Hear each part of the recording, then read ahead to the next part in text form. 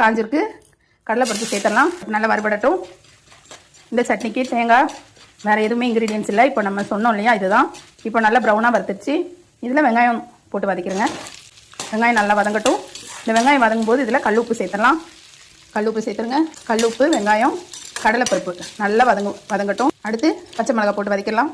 இது வதங்குறதுல தான் டேஸ்ட் இருக்குது. நல்லா வதக்கணும். இதோட சேர்ந்து கருவேப்பிலையும் போட்டு வதக்கிடலாம். கருவேப்பிலை நீங்கள் எவ்வளோ வேணாலும் எடுத்துக்கலாம். நீங்கள் வதக்குறதுனால அந்த ஸ்மெல் உங்களுக்கு தெரியாது, நல்லாயிருக்கும் டேஸ்ட்டு. இந்த தேங்காய், இஞ்சி, பூண்டு இதை நம்ம பச்சையாக போட்டுக்கலாம். இதை நம்ம வதக்க வேண்டாம்.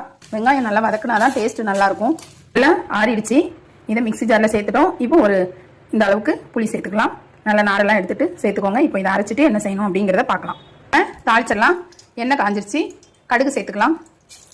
கடுகு நல்லா வெடிக்கட்டும். அந்த சட்னி சேர்த்துடலாம். ரொம்பவே ஈஸியான முறையில் இந்த சட்னி இருக்கும். ரொம்ப டேஸ்டியாக இருக்கக்கூடிய சட்னி.